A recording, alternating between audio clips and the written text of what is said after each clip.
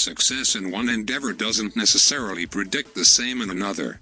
From a statistical perspective, the more times you win, the more inevitable failure becomes.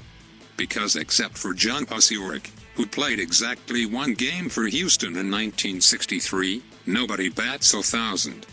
And the more unrelated the subsequent mission, the greater the chance of stumbling.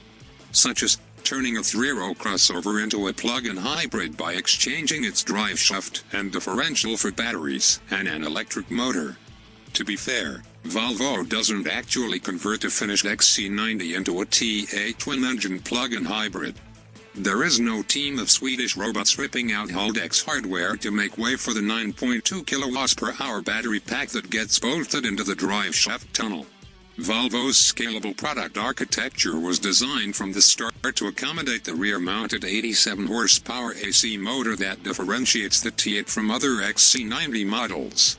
Volvo calls this version twin-engine because it retains the 316 horsepower turbocharged and supercharged 4-cylinder that powers the T6.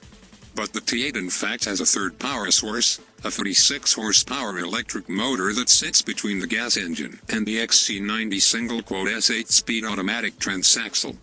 Total system output is 400 horsepower and 472 pound-feet of torque. The T8 is so spectacularly complicated that those without an engineering degree might mistake it for a perpetual motion machine.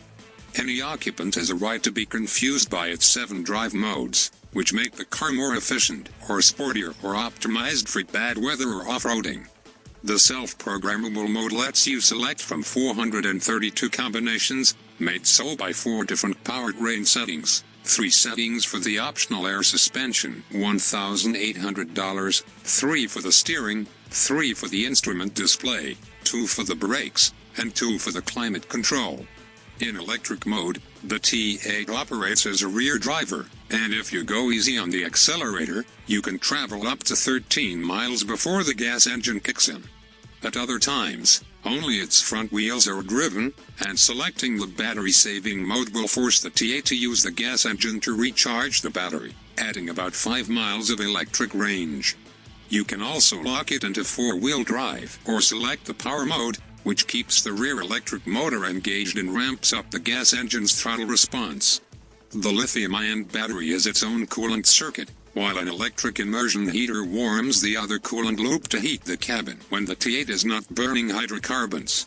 Both electric motors are capable of recharging the battery during deceleration or when sending torque to the wheels.